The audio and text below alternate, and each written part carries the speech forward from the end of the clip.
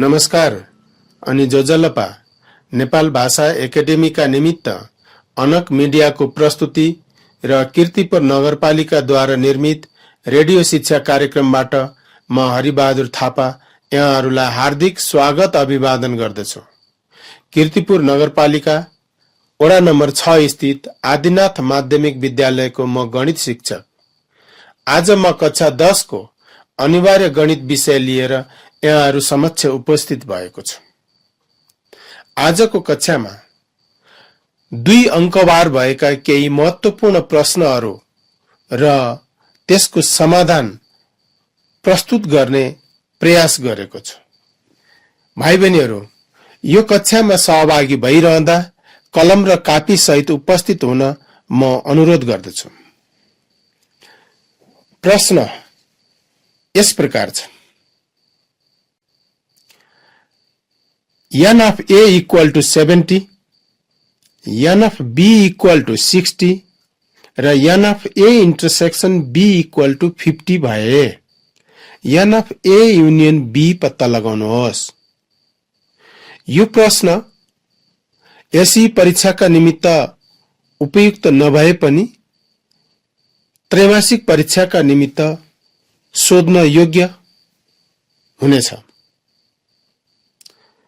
यसमा दिएका तथ्याङ्कहरूलाई नोट गरौँ, अर्थात् n of a equal to 70, n of b equal to 60 र n of a intersection b equal to 50 note गरौँ र n of a union b सोधिएको हुनाले यसको सूत्र n of a union b equal to n of a plus n of b minus n of a intersection b लेखौं र यो सूत्रमा दिएका मानहरू प्रतिस्थापन गरेर सजिलै सरल गर्न सकिन्छ र यसको आन्सर 80 आउनेछ।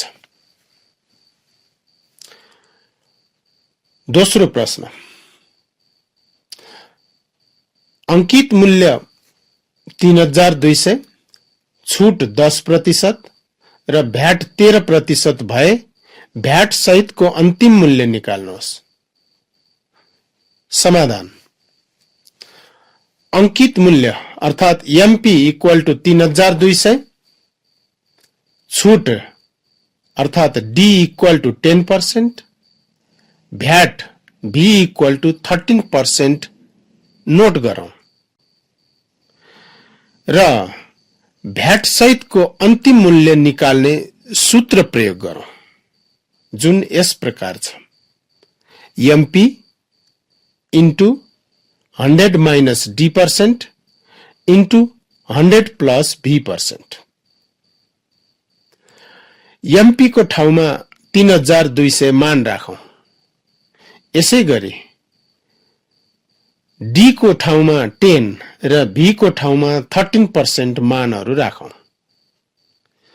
अब यसलाई सरल गरौं। यसो गर्दा 3200 इन्टु 90% इन्टु 113% भएर आउँछ। 90% को प्रतिशत र 113% को प्रतिशत हटाएर सरल गर्दा यसको उत्तर विद्यार्थी भाइ बहिनीहरूले आफै सजिलै प्राप्त गर्न सक्नेछन्।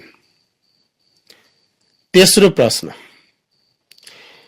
1 युरो बराबर 114 रुपैयाँ 60 पैसाको विनिमय दर प्रयोग गरी 250 युरोको नेपाली मूल्य निकाल्नुहोस्।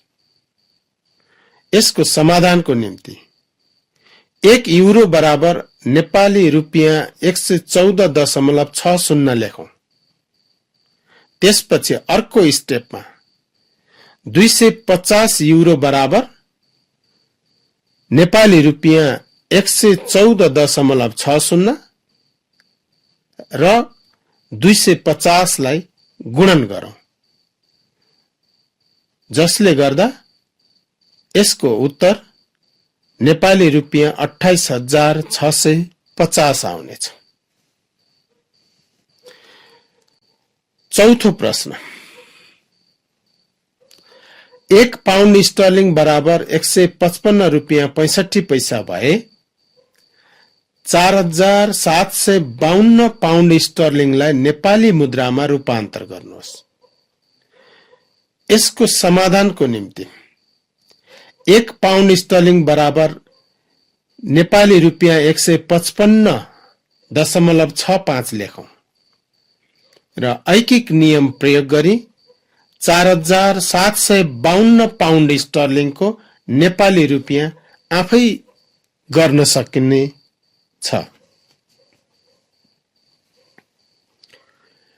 अर्को प्रश्न 4500 रुपियाँलाई प्रति वर्ष 5% ब्याज दरमा लगानी गर्दा 3 वर्षमा प्राप्त हुने चक्रीय मिश्र धन निकाल्नुहोस्। यसको निम्ति P बराबर 4500, T बराबर 3 वर्ष, R बराबर 5% नोट गरौं। चक्रीय मिश्रधन निकाल्नु पर्नेछ, त्यसैले CA इक्वल टु व्हाट गर्न पनि सकिनेछ र CA को सूत्र प्रयोग गर्दा P times 1 plus R by 100 को पावर T। यो सूत्रमा P, T र R का मानहरू प्रतिस्थापन गर्दा 4500 ब्रैकेट भित्र 1 प्लस 5 बाई 100 र पावरमा 3 हुनेछ। 4500 जस्ताको त्यस्तै लेखी ब्रैकेट भित्र 5 लाई 100 ले डिवाइड गर्दा 1 प्लस 0.05 आउनेछ।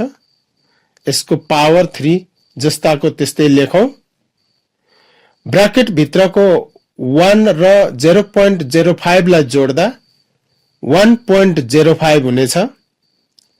त्यसपछि 4500 लाई जस्ताको त्यस्तै लेखी 1.05 को पावर 3 क्याल्कुलेटर प्रयोग गरी निकाल्दा 1.156725 जति आउँछ र यो दुवैलाई गुणन गर्दा यसको अन्तिम उत्तर 5209 रुपियाँ 31 पैसा जति हुन आउनेछ। अर्को प्रश्न P equal to 48,000, T equal to 1 वर्ष 6 महिना, R इक्वल टु 12% भए CI कति होला? यो प्रश्नको समाधान P इक्वल टु 48,000 नोट गरौं।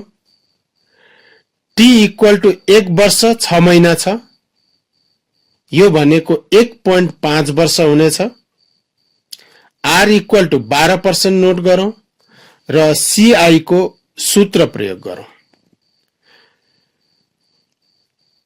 P times 1 plus R by 200 को पावर 2T माइनस 1। यो सूत्रमा P, T र R का मानहरू प्रतिस्थापन गरी अघि जस्तै सरल गरेर यसको उत्तर विद्यार्थी भाइ बहिनीहरूले आफै प्राप्त गर्न सक्नेछन्। अब जाउँ अर्को प्रश्नमा। एउटा गाउँको जनसंख्या अहिले 17,640 छ। जनसंख्या वृद्धि दर 5% भए 2 वर्षपछिको जनसंख्या निकाल्नुहोस्। यसको समाधान अहिलेको जनसंख्या P0 इक्वल टु 17,640, वृद्धि दर R इक्वल टु 5%, समय T इक्वल टु 2 वर्ष, 2 वर्षपछिको जनसंख्या PT अर्थात P2 इक्वल टु व्हाट? अब PT को सूत्र प्रयोग गरौं। PT equal to P0 times 1 plus R by 100 को पावर T। यसमा पनि चक्रीय ब्याजमा जस्तै मानहरू प्रतिस्थापन गरेर सरल गर्दा यसको उत्तर अर्थात 2 वर्षपछिको जनसंख्या विद्यार्थी भाइ बहिनीहरूले सजिलै प्राप्त गर्न सक्नेछन्। अब जाउँ क्षेत्र मिति तर्फ। एउटा त्रिभुजको तीनवटा भुजाहरू 13 सेन्टिमिटर, 14 सेन्टिमिटर र 15 सेन्टिमिटर भए त्रिभुजको क्षेत्रफल कति हुन्छ? यो प्रश्नमा त्रिभुजका तीनवटा भुजाहरूलाई A, B र C संकेत प्रयोग गरी यसका मानहरू क्रमशः 13 सेन्टिमिटर, 14 सेन्टिमिटर र 15 सेन्टिमिटर नोट गरौँ। त्यसपछि S को मान पत्ता लगाऊ। A + B + C/2 सूत्र प्रयोग गरेर 13 + 14 + 15/2 जसको बराबर 21 सेन्टिमिटर हुन्छ। अब त्रिभुजको क्षेत्रफल निकाल्ने सूत्र प्रयोग गरौँ। Square root of S times S minus A times S minus B times S minus C। अब यो सूत्रमा विस्तारै मानहरू राखौं। S को मान 21, S माइनस A को ठाउँमा 21 माइनस 13 लेखौं, S माइनस B को ठाउँमा 21 माइनस 14 लेखौं, S माइनस C को ठाउँमा 21 माइनस 15। ब्राकेट भित्र भएका मानहरू घटाउँ, जसले गर्दा स्क्वायर रुट भित्र 21 इन्टु 8 इन्टु 7 इन्टु 6 आउनेछ।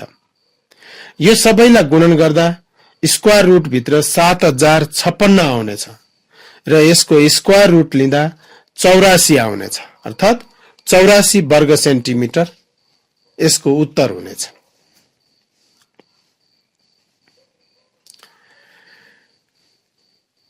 अर्को प्रश्न, 5 सेन्टिमिटर भुजाको नाप भएको एउटा समबाहु त्रिभुज छ भने यसको क्षेत्रफल कति हुन्छ? यसको समाधान, समबाहु त्रिभुजको भुजा A संकेत प्रयोग गरेर यसको मान 5 सेन्टिमिटर नोट गरौँ। अब समबाहु त्रिभुजको क्षेत्रफल निकाल्ने सूत्र √3/4 टाइम्स A स्क्वायर लाई प्रयोग गरौँ। यसमा √3/4 लाई जस्ताको त्यस्तै राखी A को मान 5 राखौं, जसले गर्दा यसको उत्तर 25 √3/4 स्क्वायर सेन्टिमिटर हुन आउनेछ।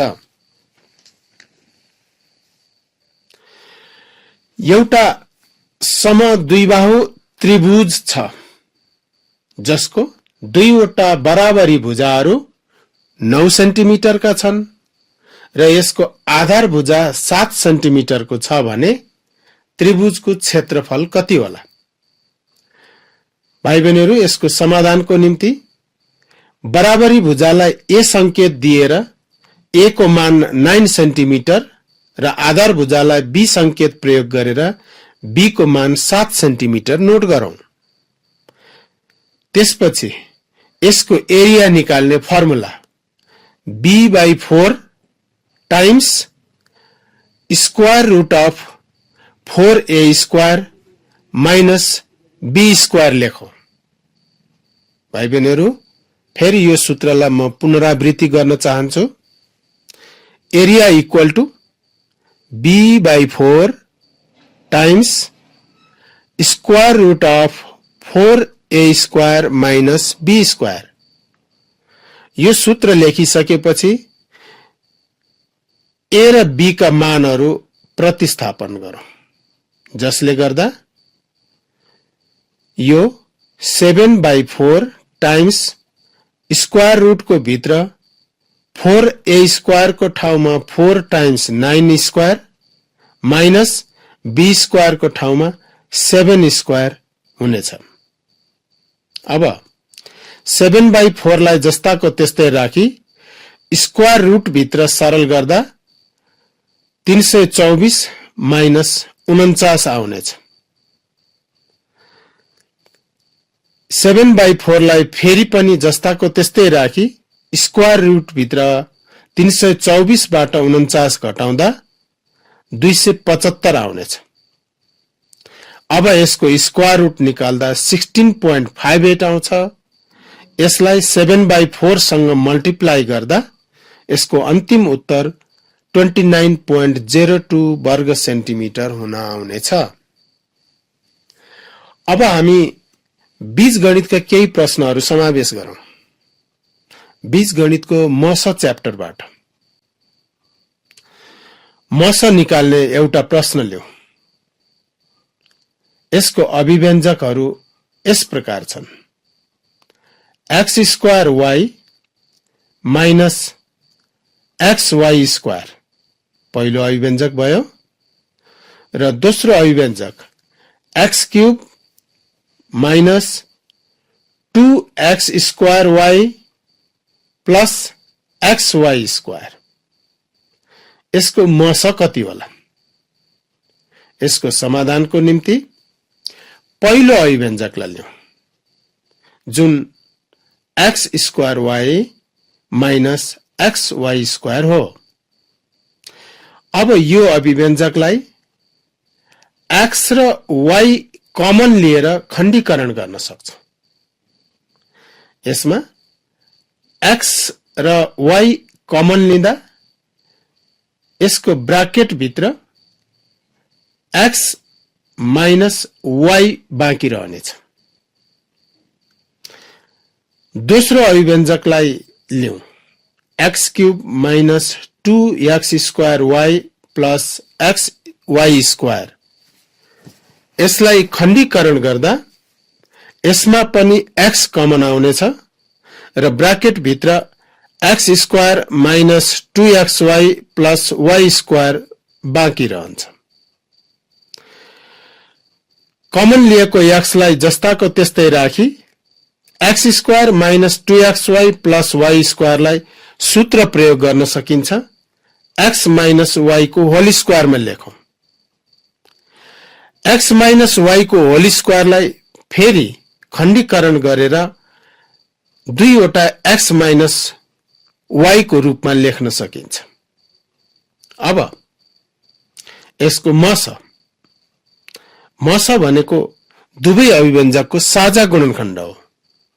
त्यसैले दुवै अभिव्यञ्जकबाट साझा गुणनखण्डहरू छनौट गर्दा x र x माइनस y साझा गुणनखण्डको रूपमा आउनेछन्। त्यसैले x times x minus y यसको उत्तर हुनेछ। त्यस्तै मस निकाल्नुहोस् अर्को प्रश्नको रूपमा। पहिलो अभिव्यञ्जक x² प्लस x प्लस 1 र दोस्रो अभिव्यञ्जक x³ माइनस 1 छ। यसको समाधानको निम्ति पहिलो अभिव्यञ्जकलाई लियौं x² प्लस x प्लस 1। यो अभिव्यञ्जकलाई कुनै किसिमको खण्डीकरण गर्न सकिँदैन। त्यसैले यसलाई जस्ताको त्यस्तै रहन देऊ र दोस्रो अभिव्यञ्जक लियौं जुन x³ माइनस 1 हो। x³ लाई x³ नै रहन देऊ, माइनस 1 लाई 1 को क्यूब को रूपमा व्यक्त गर्न सकिन्छ। त्यसैले 1³ लेखौं। यसो गर्दा अब यो a³ माइनस b³ को स्वरूपमा आएकोले a³ माइनस b³ को खण्डीकरण सूत्र प्रयोग गरौं जुन a minus b times a² plus ab plus b² हो। यसमा a र b का मानहरू राख्दा x minus 1 times x² plus x into 1 plus 1² हुन्छ। यसलाई सिम्प्लिफाई गर्दा x minus 1 times x² plus x plus 1 हुन्छ।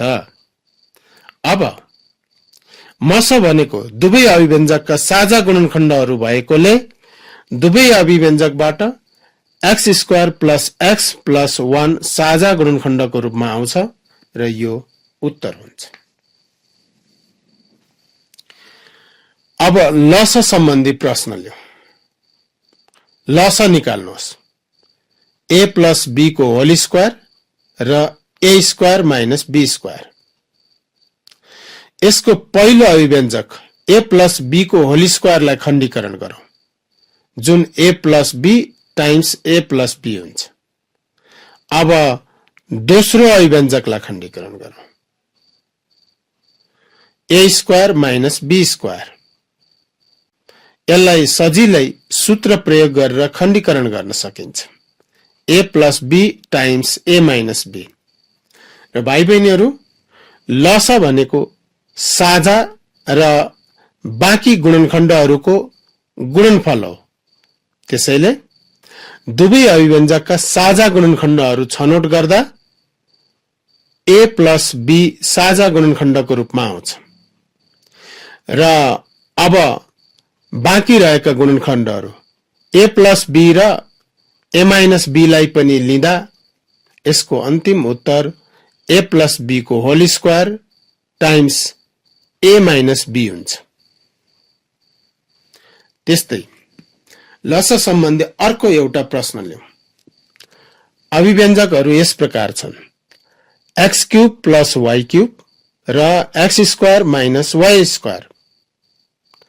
यसमा पहिलो अभिव्यञ्जक x cube plus y क्यूबलाई a cube plus b cube को सूत्र प्रयोग गरेर खण्डीकरण गरौं। दोस्रो अभिव्यञ्जक x square minus y स्क्वायरलाई a square minus b square को सूत्र प्रयोग गरेर खण्डीकरण गरौं र त्यसपछि साझा गुणनखण्डहरू र बाँकी गुणनखण्डहरू लिएर भाइ बहिनीहरूले आफै यसको उत्तर प्राप्त गर्ने प्रयास गर्नेछन्।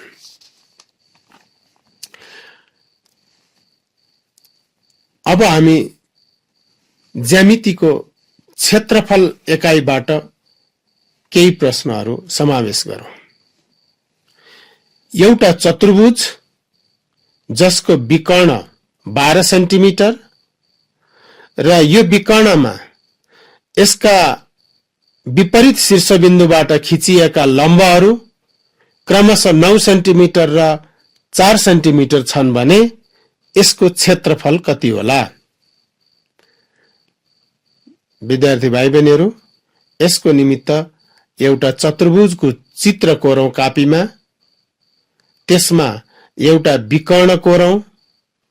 त्यो विकर्णलाई 12 सेन्टिमिटर र त्यसका विपरीत शीर्षबिन्दुबाट खिचिएका लम्बहरूलाई 9 सेन्टिमिटर र 4 सेन्टिमिटर संकेत र मानहरू नोट गरौं।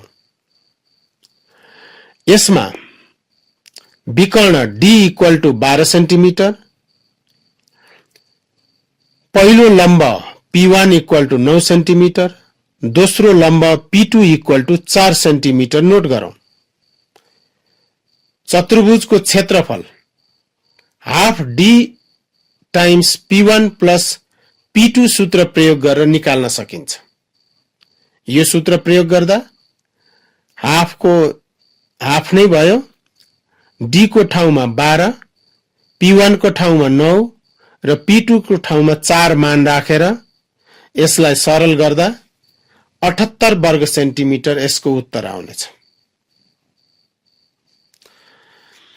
एउटा समलम्ब चतुर्भुज छ जसका समानान्तर आधारहरू 10 सेन्टिमिटर र 14 सेन्टिमिटर छन् अनि समानान्तर आधारहरू बीचको उचाइ 8 सेन्टिमिटर छ भने यसको क्षेत्रफल कति होला?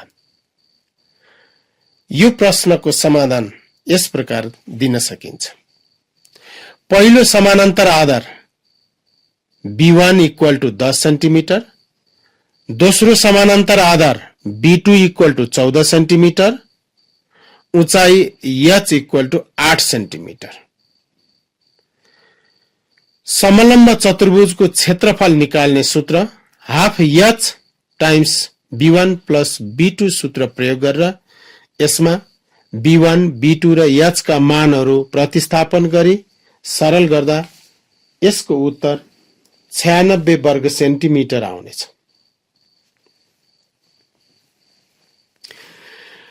यसैगरी अर्को प्रश्न, एउटै आधार र उही समानान्तर रेखाहरूको बीचमा त्रिभुज एबीसी र त्रिभुज बीसीडी रहेका छन्। दुईवटा त्रिभुजहरू मध्ये त्रिभुज एबीसी को क्षेत्रफल 30 वर्ग सेन्टिमिटर छ। अब त्रिभुज बीसीडी को क्षेत्रफल कति होला? यसको समाधान को निम्ति त्रिभुजको क्षेत्रफल सम्बन्धी साध्य प्रयोग गर्नुपर्ने हुन्छ र हामीलाई थाहा छ एउटै आधार र उही समानान्तर रेखाहरूको बीचमा रहेका त्रिभुजहरूको क्षेत्रफल बराबर हुन्छ। त्यसैले त्रिभुज एबीसी को क्षेत्रफल 30 वर्ग सेन्टिमिटर छ भने त्रिभुज बीसीडी को क्षेत्रफल पनि 30 वर्ग सेन्टिमिटर नै हुन्छ। अब हामी तथ्याङ्क शास्त्रबाट केही प्रश्न समावेश गरौँ। Sum of fx equal to 625, x bar equal to 25 भए n को मान पत्ता लगाउनुहोस्। यसमा x bar equal to sum of fx upon n भन्ने सूत्र प्रयोग गरौँ। x bar को ठाउँमा 25, sum of fx को ठाउँमा 625 राखेर यसको तल रहेको n लाई जस्ताको त्यस्तै लेखौं। अर्को स्टेपमा तलको n लाई देब्रेतिरको 25 सँग क्रस गुणा गरी लेखौं र अब n लाई देब्रेतिर राखेर 25 लाई दाहिनेतिर लग्दा 625 अपन 25 हुन्छ र यसलाई भाग गर्दा यसको उत्तर 25 आउँछ।